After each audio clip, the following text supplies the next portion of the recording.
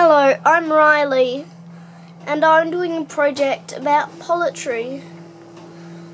And the type of poultry that I'm doing is baby chickens. Poultry. Poultry. And these are the steps. I've made them out of plasticine. Well, first, the chicken lays them with its food and water. This is its little hutch, too. Yeah. Then the eggs get sent here in a box, and then they get laid in a room for a few days. Then, before putting them in the hatchery, they use this special machine to be able to tell which ones are good and which ones are bad.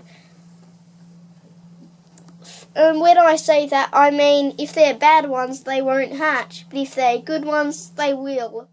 So the good ones will then go into the hatchery. They stay here for a couple more days, and then they get put in the incubator. Ah, okay. Yep. To hatch. This chick travels across a conveyor belt where it gets sorted. If it's a female, it will go through one slot. If it's a male, it will go through the other. The males get killed, but the females get sent away.